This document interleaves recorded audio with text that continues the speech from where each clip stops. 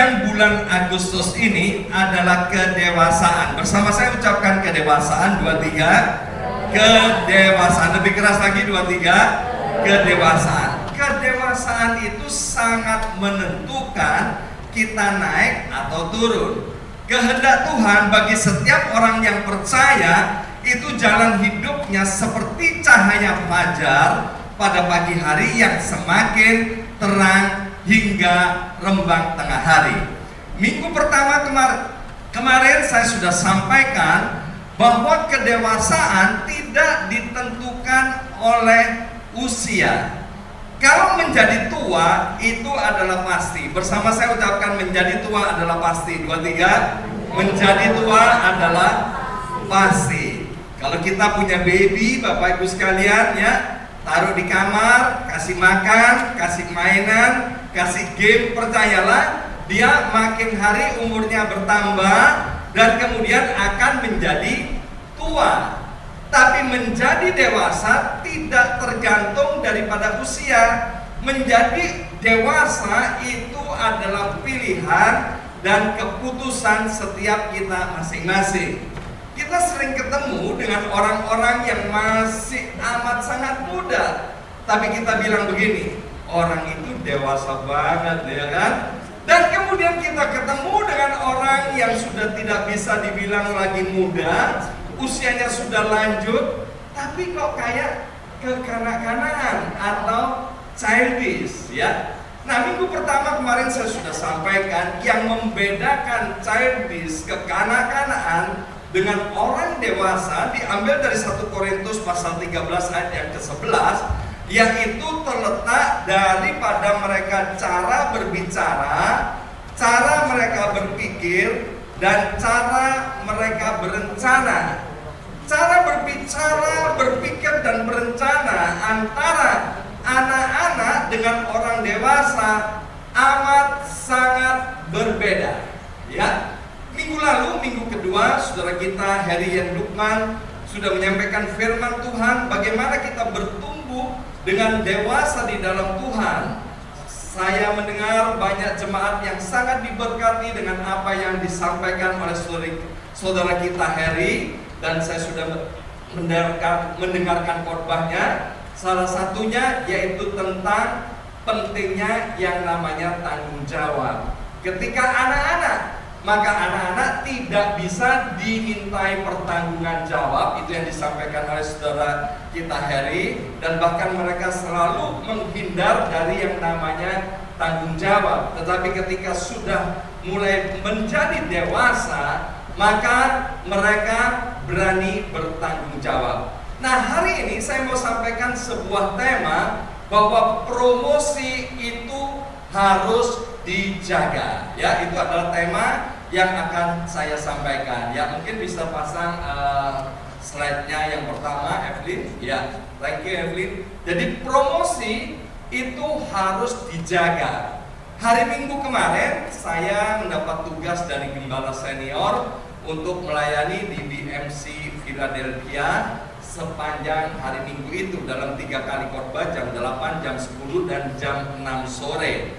Saya tiba hari Sabtu di Philadelphia dan kemudian ada seorang leader di tempat situ yang menjemput, kemudian mengentertain dan mengatur saya selama di Philadelphia, ya.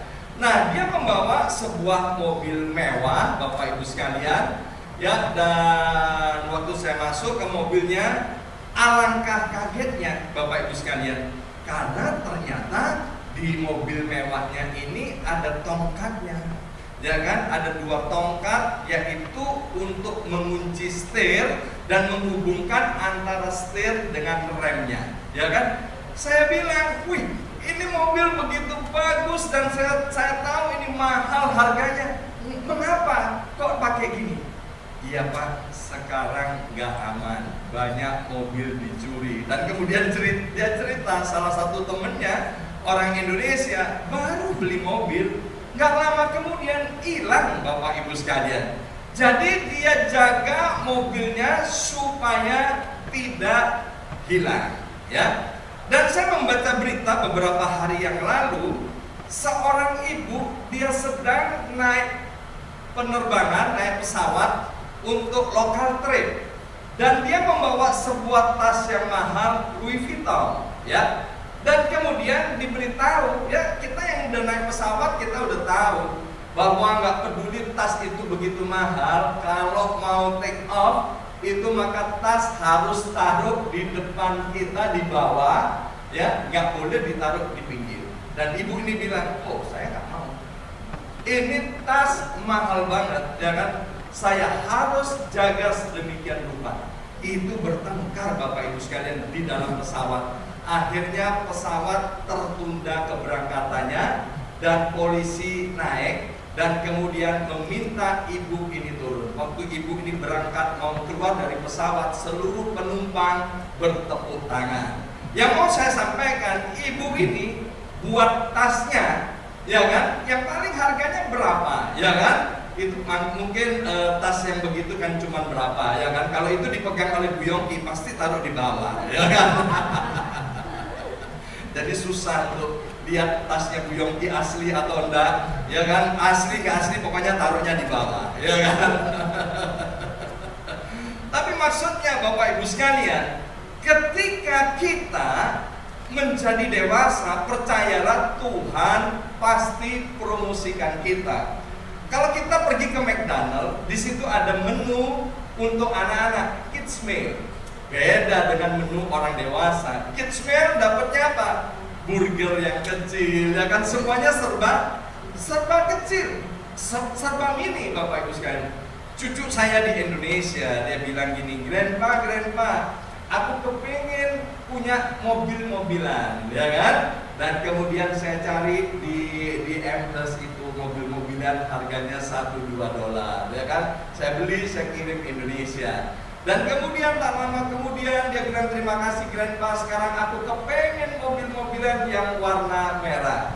Ya, saya belikan lagi, saya kirim warna merah. Mobil-mobilan, ya. Saya nggak bisa bayangkan nanti kalau seperti Angelin, kemudian waktu SMA dia minta visa student, dia mau sekolah di Amerika, ya kan? Kemudian waktu dia sudah SMA, dia datang ke New York, Grandpa, aku minta mobil. Saya nggak mungkin ke Amherst kemudian beli mobil-mobilan lagi, ya kan? Kalau saya belikan itu, maka cucu saya akan bilang gini, Grandpa, udah minum obat belum? Nah, hari ini kita akan belajar dari seorang yang berumur 7 tahun. Berapa tahun? Saya nggak lagi salah ngomong, bukan umur 17 tahun, bukan umur 70 tahun, tapi kita akan belajar dari seorang yang berumur 7 tahun, tapi dewasa banget Bapak Ibu sekalian, ya. Tadi pagi dalam ibadah online saya sampaikan tentang kita belajar dari seorang anak muda yang berusia 13 tahun. Kemudian topik yang kedua saya sampaikan, kita belajar dari seorang pemuda yang berusia 20 tahun, ya. Nanti Bapak Ibu sekalian bisa mengikutinya yang ada di YouTube channel dari Gereja BMC. Nah, hari ini kita akan belajar dari seorang yang berumur 7 tahun. Mari kita buka Alkitab kita dari 2 Tawarik pasal 24 ayat yang pertama dan ayat yang kedua. 2 Tawarik 24 ini ada 27 ayat. Ada berapa ayat Bapak Ibu sekalian? Halo, ada berapa? 27 ayat, ya. Nanti Bapak Ibu sekalian bisa baca secara lengkap, ya. Cuman 27 ayat. Mari kita baca bersama-sama ayat yang pertama, 23. Yoas berukuran keras, 23. Yoas berumur 7 tahun pada waktu ia menjadi raja, dan 40 tahun lamanya ia memerintah di Yerusalem. Nama ibunya ialah Sibia dari Beersheba. Ayat yang kedua, Yoas melakukan apa yang benar di mata Tuhan selama hidup Imam Yoyada. Bayangkan, seorang anak muda umurnya baru 7 tahun Bapak Ibu sekalian, dia sudah menjabat menjadi raja, dan dia memerintah bukan 1-2 bulan, bukan sampai 40 bulan, tapi Alkitab berkata Yoas menjadi raja selama berapa? 40 tahun.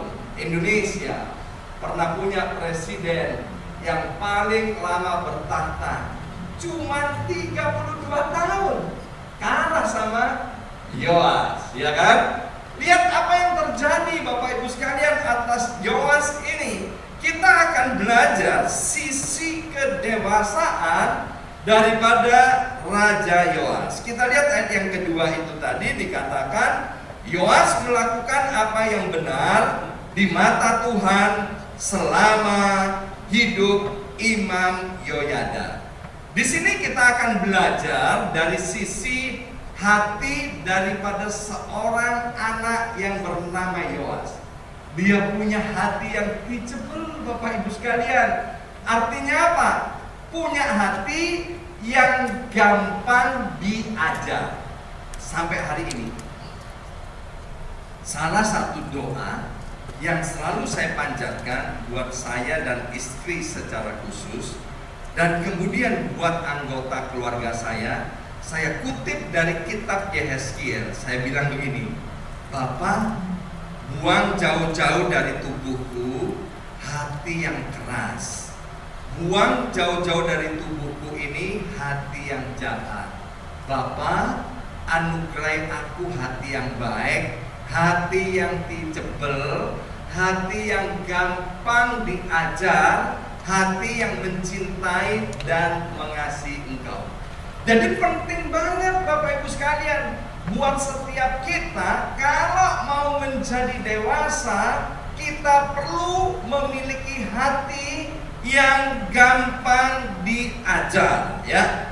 Bagaimana supaya mempunyai hati yang gampang diajar? Tentu dibutuhkan kerendahan hati.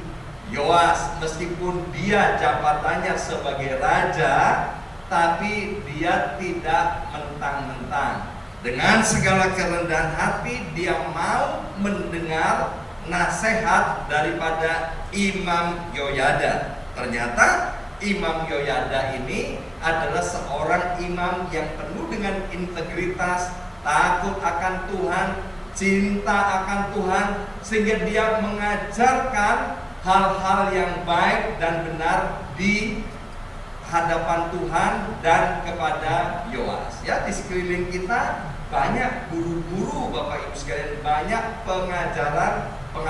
Jadi kita harus waspada juga dengan yang namanya pengajaran. Puji Tuhan, kita beruntung karena kita masih mempunyai yang namanya Alkitab, ya. Segala sesuatu ajaran yang tidak sesuai dengan firman Tuhan atau Alkitab itu tentu bukan berasal dari Tuhan dan namanya sesat.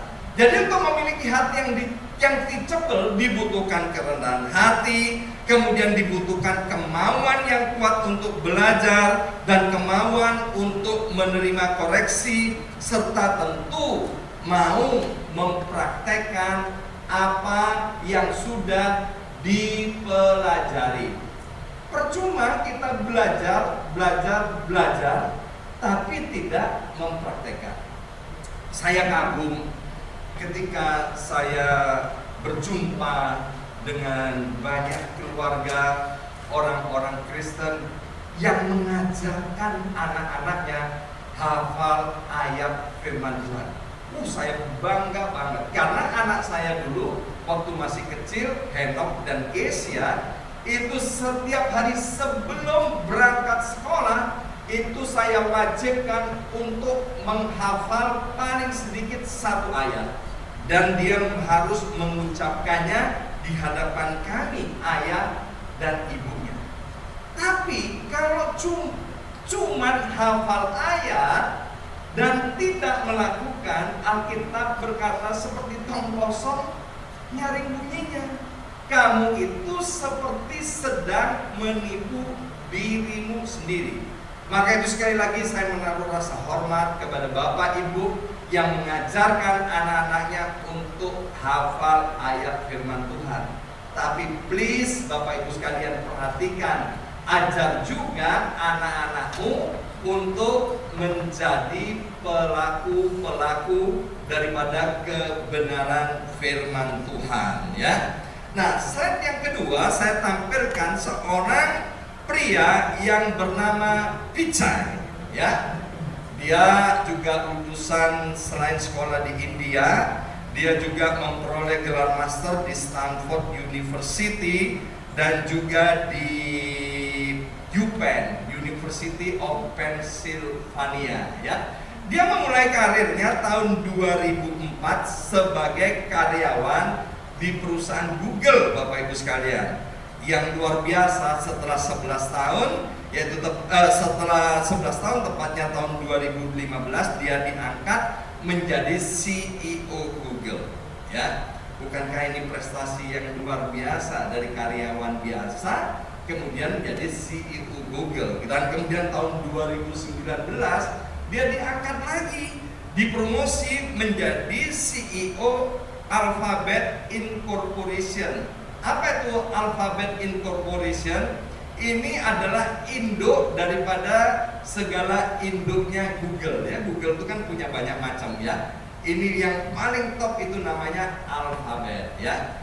Nah, Pichai sering membagikan di dalam seminar-seminar, yaitu dia bilang begini, meskipun ya dia kan masih sangat muda, usia 52 tahun, dia bilang meskipun aku sekarang menduduki jabatan yang begitu tinggi di perusahaan yang besar dan terkenal, tapi salah satu rahasia suksesku sampai hari ini, aku suka mendengarkan mentor-mentorku.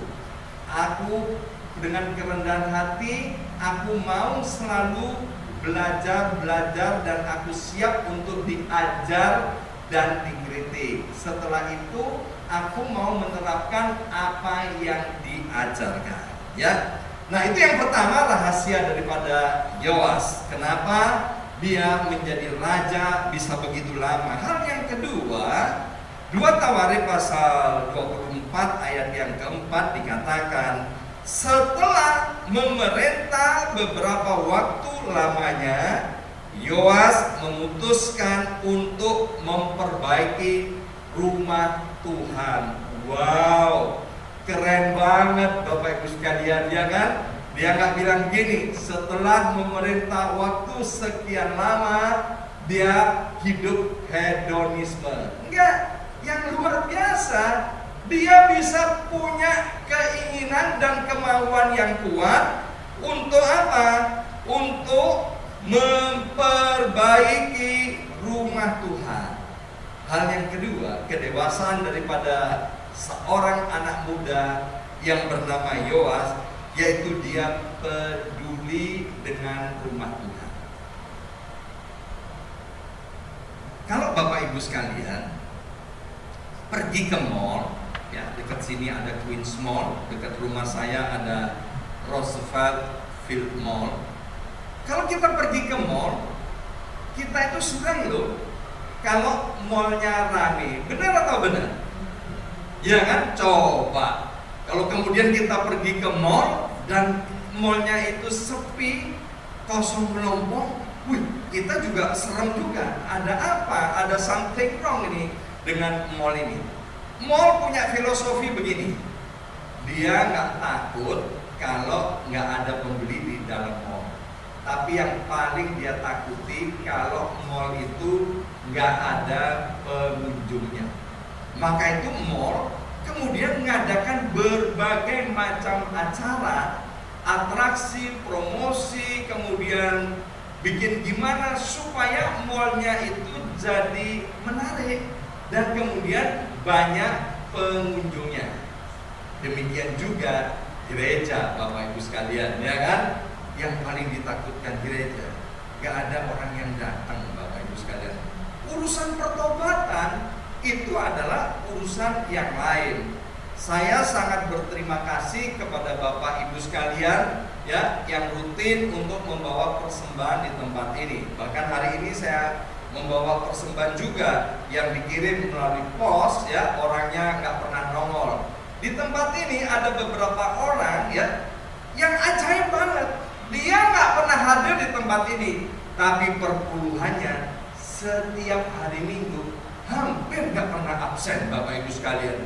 Jadi perpuluhannya datang, orangnya nggak datang. Saya sering telepon, bro, thank you ya buat supportmu buat BMC New York. Tapi aku lebih senang lagi kalau kemudian ya kamu datang, itu lebih luar biasa. Sebab ketika roh kita on fire, seperti Ibrani pasal 10 ayat 25, janganlah engkau membiasakan diri menjauhkan dari pertemuan-pertemuan ibadah. Bayangkan Bapak Ibu sekalian, kehadiran kita dengan on fire dalam rumah ibadah, mau tidak mau, believe it or not, itu memberikan kesaksian dan memberi pengaruh kepada yang lain. Benar atau benar? Urusan pertobatan itu nanti urusan perkara yang lain. Bagaimana orang yang sudah datang ke gereja itu dia meresponi Roh Kudus dan firman Tuhan. Maka itu beri tepuk tangan untuk Bapak Ibu sekalian yang setia hadir dalam ibadah. Dengar Bapak Ibu sekalian, kehadiran Bapak Ibu itu amat sangat penting bagi gereja BMC maupun bagi kerajaan Allah. Amin. Bukti orang yang mencintai Tuhan, bayangkan kalau long distance, apa katanya, pacaran jarak jauh, ya kan? Nggak pernah ketemu, nggak pernah hadir, lama-lama diputus Bapak Ibu sekalian, ya kan? Nah, bukti kita mengasihi Tuhan yaitu menguduskan hari Sabat dan rajin beribadah. Memiliki hati yang peduli terhadap rumah Tuhan, bahwa di tempat ibadah ini kita membutuhkan banyak orang untuk terlibat di dalam pelayanan. Seperti siswa-siswi SMA Negeri BMC tadi, ya kan? Ini kan salah satu contoh. Di bawah saya bangga juga ada banyak keluarga yang terlibat di dalam pelayanan sekolah minggu. Banyak Bapak Ibu sekalian, ya, banyak sekali pelayanan ada di tempat ini. Kita punya acara juga setiap hari Kamis namanya Worship from Home. Kami sengaja mengundang pembicara-pembicara yang bagus dari Indonesia untuk mengajar kita secara live melalui Zoom. Kehadiran Bapak Ibu sekalian join ya di ruangan Zoom kami itu amat sangat berarti, Bapak Ibu sekalian. Itu yang pertama. Yang kedua, apalagi kalau Bapak Ibu memperhatikan apa yang disampaikan oleh para pembicara itu. Semuanya nanti itu bukan untuk menguntungkan gereja BMC New York, tapi nanti akhirnya menguntungkan Bapak Ibu sendiri. Seperti Yoas ketika dia peduli terhadap rumah Tuhan, wow, luar biasa. Kerajaan Yehuda itu dengan ibu kotanya Yerusalem itu tentram, aman, makmur, diberkati oleh Tuhan. Kenapa? Karena kedewasaan dari Raja Yoas. Yang pertama, kedewasaan daripada Raja Yoas dibuktikan dengan memiliki hati yang teachable.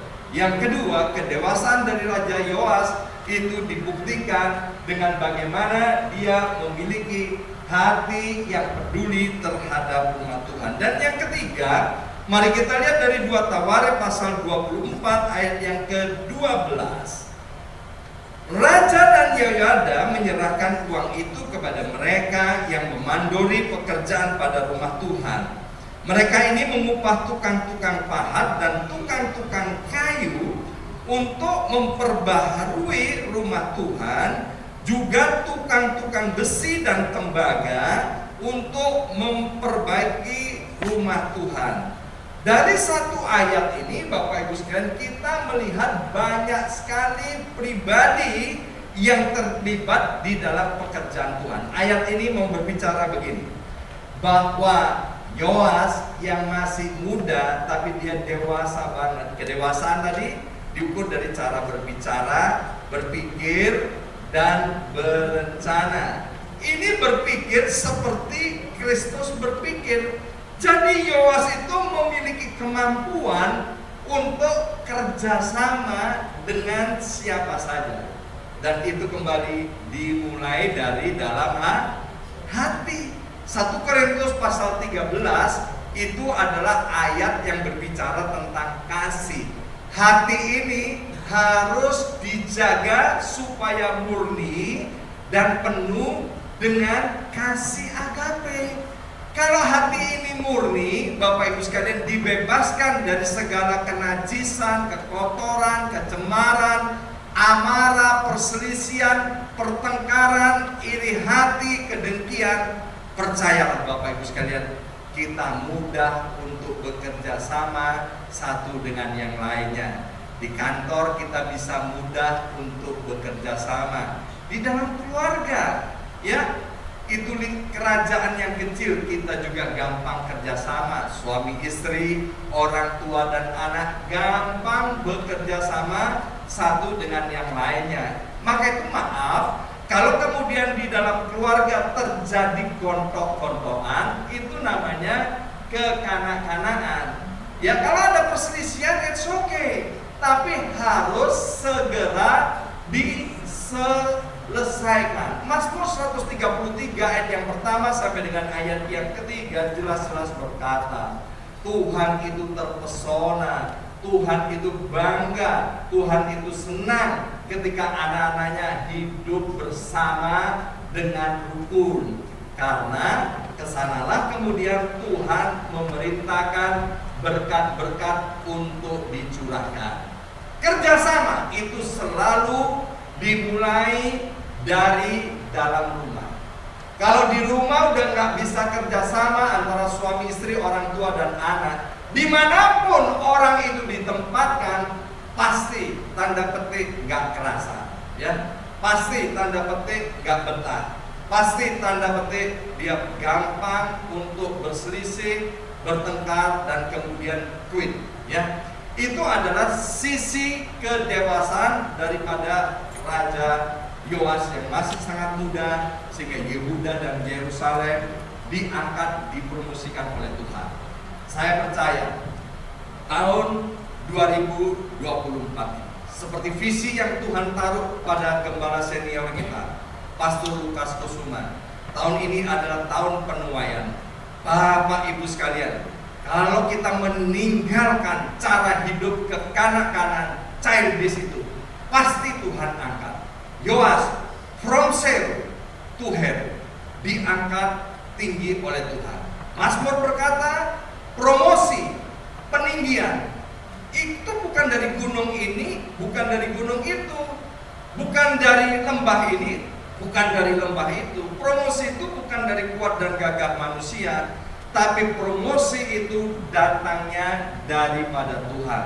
Tuhan mau mengangkat kita menjadi kepala, bukan menjadi ekor, ya. Nah, sekarang kita lihat apa yang terjadi atas Yoas setelah dia mapan, ya.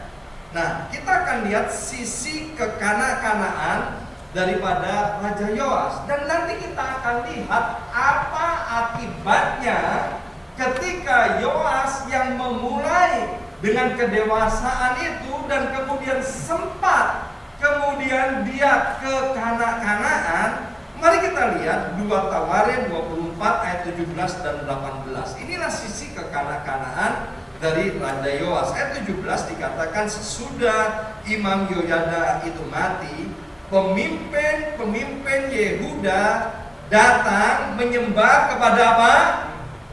Halo, perhatikan. Pemimpin Yehuda datang menyembah kepada siapa? Halo, menyembah kepada siapa? Kepada Yoas. Sejak itu Yoas mendengarkan mereka. Monyet, kera yang ada di pohon, dia gak bisa dijatuhkan oleh angin badai, oleh angin topan, oleh angin yang besar. Dia akan pegang erat-erat pohon itu dan tak mungkin jatuh. Tapi monyet, kera itu gampang dijatuhkan dengan angin sepoi-sepoi. Dengan angin sepoi-sepoi, dia dibelai-belai, tertidur dan jatuh dari pohon. Seharusnya Yoas bilang begini kepada orang-orang itu, nggak salah nih kamu nyembah aku. No. Kamu harus menyembah Tuhan, bukan menyembah manusia. Maka itu Bapak Ibu sekalian, kita harus waspada terhadap ciuman Yudas. Ciuman beracun yang akan membawa kepada kematian. Ada berapa banyak orang hidupnya hancur karena perkataan-perkataan manis, gombal yang membuat kita kelepot-kelepot. Itu adalah sisi kekanak-kanakan daripada Yoas. Karena Yoas mau disembah, mau disanjung-sanjung. Seharusnya Yoas kan bilang begini, segala kemuliaan hanya bagi Tuhan. Seperti Roma 11 ayat 36, segala sesuatu datang dari Tuhan, oleh Tuhan, dan untuk Tuhan. No, jangan sekali-kali kamu menyembah manusia. Tapi gara-gara Yoas mau disembah, maka kemudian dia mau apa? Mendengarkan mereka. Nggak salah Bapak Ibu sekalian mendengarkan mereka. Tapi ingat, perjalanan bangsa Israel keluar dari Mesir untuk menuju tanah Kanaan, Alkitab bilang begini, maaf sekali lagi, Alkitab bilang begini, para bajingan. Alkitab tulisnya gitu ya. Saya mau cari tahu apa orang Batak kira-kira yang terjemahkan, ya kan? Lembaga Alkitab Indonesia itu kan banyak orang. Jelas-jelas ditulis itu para bajingan. Itu ikut menyusup dalam rombongan orang Israel. Kemudian orang-orang Israel kemudian banyak melakukan pemberontakan kepada Tuhan. Selanjutnya dikatakan ayat yang ke-18, mereka meninggalkan rumah Tuhan Allah nenek moyang mereka, lalu beribadah kepada tiang-tiang berhala dan patung-patung berhala. Oleh karena kesalahan itu, Yehuda dan Yerusalem tertimpa oleh murka. Sebelumnya Yehuda, Yerusalem dalam keadaan aman, makmur, sejahtera, diberkati oleh Tuhan. Pelajaran apa yang kita dapat? Orang yang kekanak-kanakan, orang yang childish itu gampang sekali dirimut oleh orang lain. Sekali lagi, orang yang kekanak-kanakan, childish, itu gampang dirimut oleh orang lain. Ini adalah remote control untuk AC. Tinggal ditekan aja AC-nya mau on atau off. Kemudian tinggal ditekan aja temperaturnya mau berapa. Tinggal ditekan aja mau anginnya ke kiri, ke kanan, atas, dan bawah. Gampang banget di remote. Celaka Bapak Ibu sekalian, kalau kita itu gampang di remote, dipengaruhi oleh orang lain. Alkitab bilang pergaulan yang buruk akan merubah kebiasaan yang baik menjadi buruk. Sebaliknya, kalau pergaulan itu baik akan membawa setiap kita dekat dengan Tuhan. Maka itu lihat, pergaulan itu membawa kita semakin dekat dengan Tuhan atau semakin jauh. Kalau membawa kita semakin jauh dari Tuhan, berarti engkau sedang salah bergaul. Untuk anak-anak muda, kalau kau sedang berpacaran, dan ketika engkau berpacaran, engkau semakin jauh dari Tuhan, artinya engkau salah jodoh. Dalam nama Yesus, hari ini kalau kau alami seperti itu, putuskan segera. Ya, putuskan segera. Ini Alkitabiah Bapak Ibu sekalian. Tapi kalau kau punya persekutuan yang benar, maka kau akan semakin cinta akan Tuhan, semakin dekat dengan Tuhan. Orang yang bilang begini, aku ini begini, gara-gara istriku. Istriku itu loh seperti itu, maka itu aku begini. Sebaliknya istri juga bilang begitu, Kamu tahu nggak? Aku jadi gini. Itu gara-gara si kunyuk itu. Itu artinya apa? Gampang dirimut oleh orang lain. Pergi ke mall, ya kan? Dicuekin sama pelayan, marah-marah, ya kan? Artinya apa? Kita dirimut. Saya kaget Bapak Ibu sekalian. Satu kali saya mendampingi suami istri seorang hamba Tuhan, bukan dari Amerika ini. Kemudian pergi beli jus Bapak Ibu sekalian ya. Yang tinggal di New York tahu tahun-tahun itu ada namanya Jamba Juice ya. Saya nggak tahu hari ini masih ada nggak yang namanya Jamba Juice ya. Dia pernah pesan orange juice ya kan, dan sama pelayannya dikasihlah orange juice yang sudah diperas karena antrian banyak. Dia bilang, enggak, aku mau yang buat langsung lu. Ini sama aja, ini baru aja aku peras. Aku nggak mau. Terus marah-marah Bapak Ibu sekalian. Saya sampai malu loh Bapak Ibu. Saya kan asli New Yorker ya kan. Wah, ini orang dari negeri mana nih sampai gitu. Ya sudahlah, jus kan cuma berapa dolar ya kan. Tapi dia marah-marah. Ini kan namanya dirimu. Usianya boleh tua, pangkatnya boleh pendeta, tapi childish, kekanak-kanaan. Orang Surabaya bilang gini, amin amin, jabang bayi, jangan sampai jemaat BMC New York kekanak-kanaan. Amin. Hari ini tidak ada seorang pun di antara kita yang gampang dirimut oleh orang lain. Kita harus gampang dirimut oleh Allah Roh Kudus. Amin. Dengarkan apa kata Roh Kudus, apa kata firman Tuhan. Yang kedua, sisi childish daripada Yoas ini. 2 Tawarik pasal 24 ayat yang ke-20. Lalu Roh Allah menguasai Sakaria, anak Imam Yoyada. Sakaria tampil di depan rakyat dan berkata kepada mereka, beginilah firman Allah. Ya, ini perhatikan Bapak Ibu sekalian, ada seorang muncul sekarang namanya Sakaria. Siapa Sakaria? Sakaria itu adalah Imam Yoyada. Siapa Imam Yoyada? Tadi kita udah baca di awal bahwa Imam Yoyada adalah mentor, penasehat daripada Raja Yoas. Setelah Imam Yoyada meninggal dunia, maka kemudian Sakaria bertumbuh dan dia menjadi seorang imam yang diurapi persis sama dengan bapaknya. Jadi waktu Yoas itu melenceng, ya, dikatakan begini. Beginilah firman Allah. Mengapa kamu melanggar perintah Tuhan sehingga kamu tidak beruntung? Wow. Coba renungkan ayat ini. Ternyata kalau melanggar perintah Tuhan tidak beruntung. Bahasa lainnya dalam kitab Ulangan pasal 11, di mana ada ketaatan, di situ ada berkat, di mana ada ketidaktaatan, yang ada adalah hukuman. Di sini pakai dengan kata tidak beruntung. Oleh karena kamu meninggalkan Tuhan, Ia pun meninggalkan kamu. Ayat 21. Tetapi mereka mengadakan persepakatan terhadap Sakaria, dan atas perintah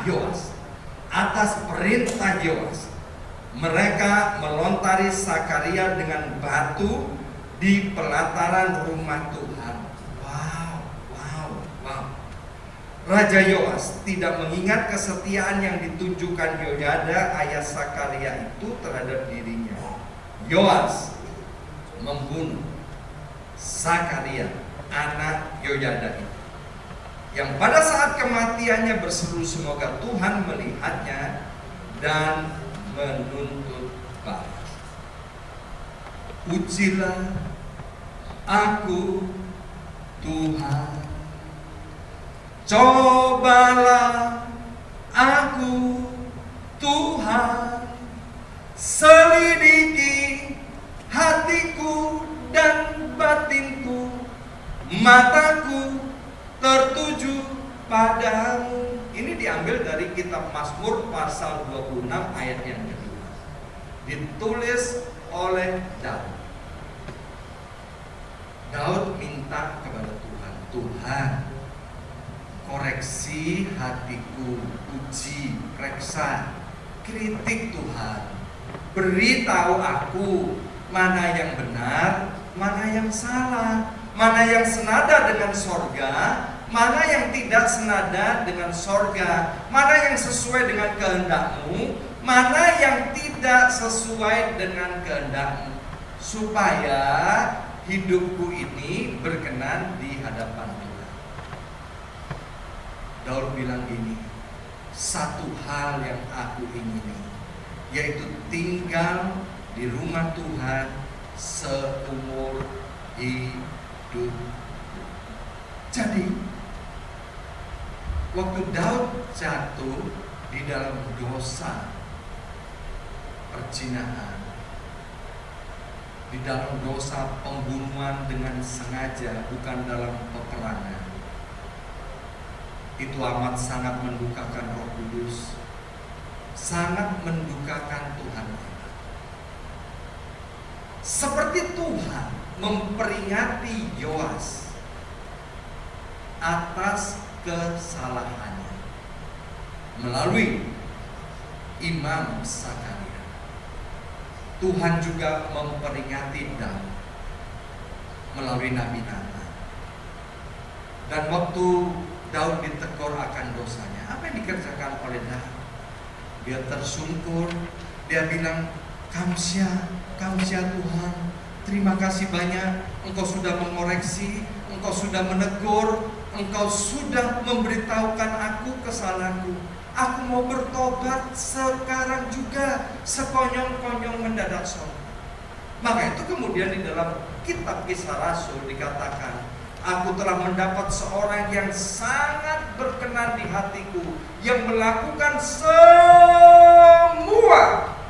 kehendakku. Wah, luar biasa ayat itu Bapak Ibu sekalian. Seandainya hari ini Yoas bilang begini, terima kasih Tuhan, terima kasih Sakaria, kamsya, sheshe, arigato, terima kasih, aku mau bertobat. Nanti akhir ceritanya akan naik. Bapak Ibu sekalian, di tempat ini ada leader-leader, ya, Gerson dan Irin adalah direktur musik dan pujian yang ada di tempat ini. Kalau diingatkan, dikritik, please miliki kerendahan hati. Kamsya kok Gerson, kamsya Irin, engkau sudah memberitahu. Jangan kemudian nanti pulang kemudian WA, maaf kok Gerson, maaf Irin, ya kan, untuk 3 bulan ini tolong aku jangan dicatat, karena aku banyak kesibukan, ya. Kalau bisa ditulis di WA-nya, tulis gini, kan gitu ya. Jadi kalau ada orang yang mengkoreksi kita, jangan langsung ditolak. Orang itu bisa orang tua kita, bisa istri kita, bisa suami kita, bisa anak kita. Jangan kita bilang gini, cerewet lu, bawel, pancot ae. No, dengarkan. Alkitab bilang, alangkah bahagianya kalau kita cepat mendengar, sedikit berbicara, dikoreksi untuk supaya kita naik level. Seperti kita pergi sekolah, ya kan? Kalau ada beberapa salah dikoreksi sama gurunya, bukan gurunya benci marah, enggak, supaya kita bisa naik kelas. Dan yang terakhir Bapak Ibu sekalian, dari ayat yang ke-22 tadi, ternyata Yoas menjadi kacang yang lupa pada kulitnya. Di sekitar kita Bapak Ibu sekalian ada banyak orang yang berjasa, ya kan? Yang pertama siapa? Tuhan. Yang kedua siapa? Orang tua kita Bapak Ibu sekalian. Yang ketiga siapa? Mentor-mentor kita, orang-orang yang dipakai oleh Tuhan untuk membukakan kita jalan, dapat pekerjaan, dapat jodoh, kemudian dapat kantor yang baik. Bukankah itu orang-orang yang berjasa di dalam hidup kita? Indonesia punya pepatah begini. Panas 1 tahun dihapus oleh hujan 1 hari. Ya, Tuhan mungkin 1 kali kita nggak berkenan sama Tuhan. Yang menurut kita, Tuhan, kok kamu begitu? Atau mungkin orang tua kita merasa orang tua kita kok begitu sih? Atau mungkin istri kita atau suami kita atau orang-orang yang mempromosikan kita yang selama ini baik pada kita, dia nggak sempurna, Bapak Ibu sekalian. Dia bisa berbuat salah. Yang sempurna kan cuma Tuhan, ya kan? Ya kan? Tapi kalau dia berbuat salah, please diampuni. Amin. Diampuni. Dan kemudian kita harus menjaga dia dan jangan berbuat jahat kepada orang-orang yang Tuhan taruh di atas kita, yang menolong kita, yang Tuhan pakai untuk mempromosikan kita. Saya ada di Amerika Serikat, mengalami mujizat yang luar biasa melalui gembala senior saya, Pastor Lukas Kusuma. Di atas Pastor Lukas Kusuma ada ayah dan ibunya yang merupakan sahabat saya di Indonesia, yang pernah mendoakan dan bermimpi bahwa Tuhan akan utus saya ke Amerika Serikat. Kemudian ada juga namanya Pendeta Ruth Yulia, yang juga saya tidak mengenal beliau sebelumnya, tapi menubuatkan saya di dalam satu persekutuan. Dan singkat cerita, akhirnya saya tiba di Amerika Serikat seperti yang saya sudah saksikan. Bagaimana kemudian saya mendapat hadiah berupa green card dan lain sebagainya. Bapak Ibu sekalian, tolong jangan bilang-bilang ya, gembala senior saya itu nggak sempurna. Angelin, tolong jangan bilang ya. Nanti sampai villa nanti bilang, Pak Lukas tuh Pak Yogi kalau begini ya kan. Beliau ini bagian multimedia di BMC ya, jangan bilang-bilang ya kan. Tapi Bapak Ibu sekalian, saya menaruh rasa hormat dan respect kepada gembala senior saya, kepada papa mamanya Pak Lukas, kepada saudara-saudaranya Pak Lukas. Saya menaruh rasa hormat, saya, istri dan anak-anak saya. Bukan karena mereka sempurna, ya kan? Saya nggak mau jadi kacang yang lupa pada kulitnya. Orang tua mungkin karena sesuatu dan lain hal, kemampuan terbatas dan lain sebagainya, karena usianya semakin bertambah, kekuatannya semakin merosot, dan kemudian cara berpikirnya dan lain sebagainya mungkin tidak sesuai dengan kita. Please hormati mereka. Amin. Sebab ketika kita menghormati, menaruh respect, kita nggak lupa akan jasa-jasa baik mereka. Bapak Ibu sekalian, Tuhan melihat dari surga. Amin. Alkitab bilang kalau kita menaruh rasa hormat itu, kita akan menuai rasa hormat. Itulah sisi childish daripada Raja Yoas. Dan apa yang terjadi Bapak Ibu sekalian tentang Raja Yoas ini? 2 Tawarikh pasal 24 ayat yang ke-25, ini ayat yang terakhir. 2 Tawarikh pasal 24 ayat 25. Yoas luka berat. Setelah tentara musuh pergi, 2 orang pegawainya berkomplot. Mereka membunuh Yoas di tempat tidurnya. Coba lihat Bapak Ibu sekalian. Yoas dibunuh oleh siapa? Halo, dibunuh oleh siapa? Orang dekatnya. Orang dekat. Apa yang kamu tabur, kamu pasti menuainya. Jangan sesat, Allah itu tidak bisa dipermainkan. Apa yang ditabur ke orang, itu yang akan dituainya.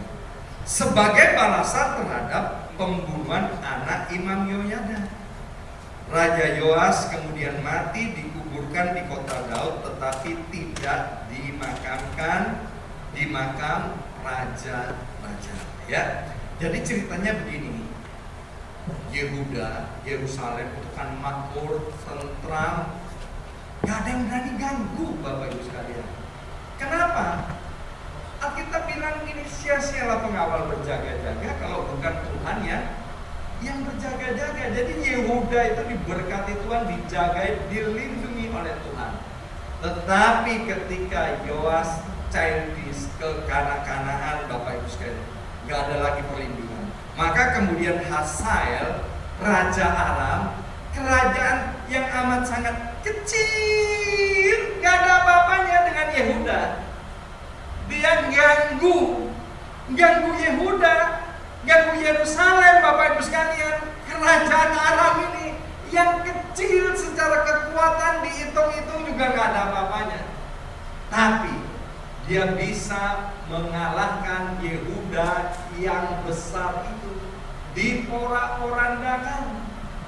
Dan kemudian gak happy ending, sad ending terjadi atas Yoas, atas Yehuda.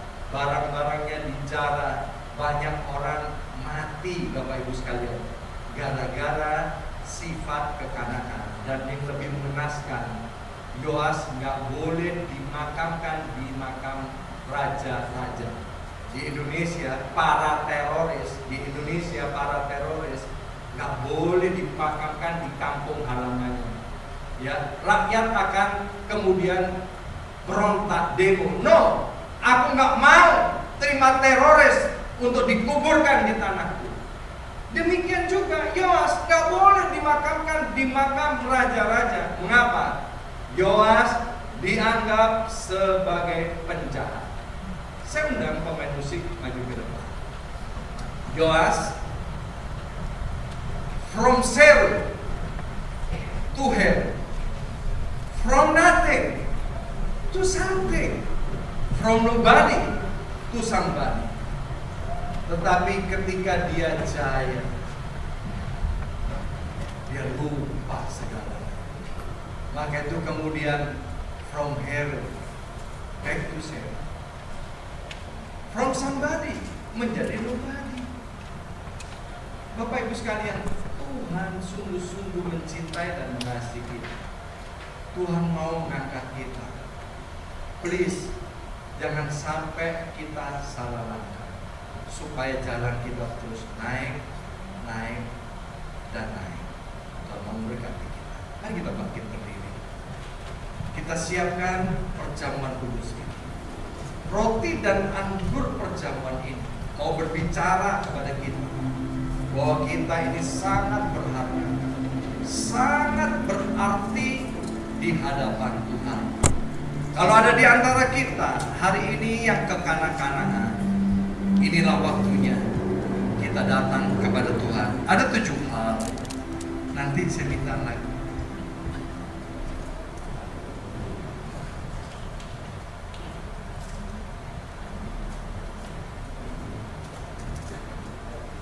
Nah, kita sudah belajar Bapak Ibu sekalian, ini slide yang terakhir Evelyn, bahwa promosi itu harus dijaga.